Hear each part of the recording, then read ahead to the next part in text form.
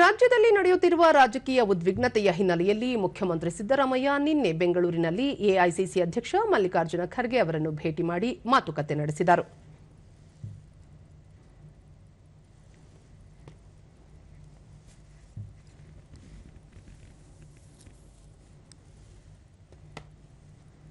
ಬಳಿಕ ಸುದ್ದಿಗಾರರೊಂದಿಗೆ ಸಿದ್ದರಾಮಯ್ಯ, ಇದು ಕೇವಲ ಸೌಹಾರ್ದಯುತ ಭೇಟಿಯಾಗಿದ್ದು ರಾಜ್ಯದಲ್ಲಿ ಯಾವುದೇ ರೀತಿಯ ನಾಯಕತ್ವ ಬದಲಾವಣೆ ಇಲ್ಲ ಎಂದು ಸ್ಪಷ್ಟಪಡಿಸಿದರು. ಪಕ್ಷದ ಹೈಕಮಾಂಡ್ ಕೈಗೊಳ್ಳುವ ಯಾವುದೇ ನಿರ್ಧಾರಕ್ಕೆ ತಾವು ಬದ್ಧರಾಗಿದ್ದು ಉಪಮುಖ್ಯಮಂತ್ರಿ ಡಿಕೆ ಶಿವಕುಮಾರ್ ಸಹ ಅದನ್ನು ಒಪ್ಪುತ್ತಾರೆ ಎಂಬ ವಿಶ್ವಾಸವನ್ನು ವ್ಯಕ್ತಪಡಿಸಿದರು. ಮುಂಬರುವ ಗ್ರೇಟರ್ ಬೆಂಗಳೂರು ನಗರ ಪಾಲಿಕೆಗಳ ಚುನಾವಣೆ, ಪಕ್ಷದ ಸಂಘಟನೆ ಸೇರಿದಂತೆ ಹಲವು ವಿಷಯಗಳ ಬಗ್ಗೆ ಸಭೆಯಲ್ಲಿ ಚರ್ಚಿಸಲಾಯಿತು ಎಂದರು. ಹೈಕಮಾಂಡ್ನವರು ಏನು ಡಿಸಿಷನ್ ಮಾಡ್ತಾರೆ ಅದಕ್ಕೆ ಎಲ್ಲ ಲೀಡರ್ಗಳು ಒಪ್ಕೋಬೇಕು, ಎಲ್ಲ ಮಂತ್ರಿಗಳು ಒಪ್ಕೋಬೇಕು, ಮತ್ತು ನಾನು ಕೂಡ ಒಪ್ಕೋಬೇಕು, ಡಿಕೆ ಶಿವಕುಮಾರ್ ಒಪ್ಕೋಬೇಕು.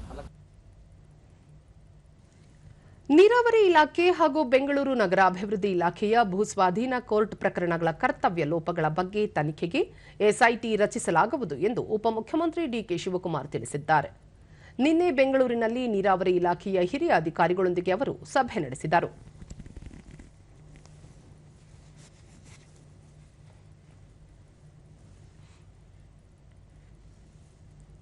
ಬಳಿಕ ಸುದ್ದಿಗಾರರೊಂದಿಗೆ ಅವರು ವಿವಿಧ ನ್ಯಾಯಾಲಯಗಳಲ್ಲಿ ಬಾಕಿ ಇರುವ ಜಲಸಂಪನ್ಮೂಲ ಬಿಡಿಎ ಭೂಸ್ವಾಧೀನ ಪ್ರಕರಣಗಳ ಕುರಿತು ಚರ್ಚೆ ನಡೆಸಲಾಗಿದೆ.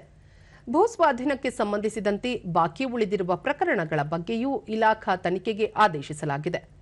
ನೀರಾವರಿ ಇಲಾಖೆಗೆ ಸಂಬಂಧಿಸಿದಂತೆ 61,843 ಪ್ರಕರಣಗಳು ಬಾಕಿ ಉಳಿದಿದ್ದು ಇದರಿಂದ ಸರ್ಕಾರಕ್ಕೆ ಹೊರೆಯಾಗುತ್ತಿದೆ.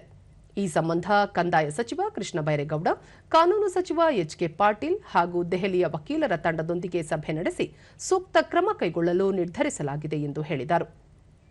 ಬಹುತೇಕ ಪ್ರಕರಣಗಳನ್ನು ನ್ಯಾಯಾಲಯದ ಹೊರಗೆ ಇತ್ಯರ್ಥಗೊಳಿಸಲು ಉದ್ದೇಶಿಸಲಾಗಿದ್ದು ಅದಕ್ಕಾಗಿ ನಿವೃತ್ತ ನ್ಯಾಯಾಧೀಶರ ನೇತೃತ್ವದಲ್ಲಿ ಹೊಸ ಪ್ರಾಧಿಕಾರವೊಂದನ್ನು ರಚಿಸಲಾಗುತ್ತದೆ. ಸರ್ಕಾರದ ಪರ ವಕೀಲರ ವಾದವನ್ನು ದಾಖಲಿಸಲು ಮುಂಬರುವ ವಿಧಾನಸಭಾ ಅಧಿವೇಶನದಲ್ಲಿ ಕಾನೂನಿಗೆ ತಿದ್ದುಪಡಿ ತಂದು ಪ್ರತ್ಯೇಕ ಘಟಕವೊಂದನ್ನು ಆರಂಭಿಸಲು ತೀರ್ಮಾನ ಕೈಗೊಳ್ಳಲಾಗಿದೆ ಎಂದು ಉಪಮುಖ್ಯಮಂತ್ರಿ ತಿಳಿಸಿದರು.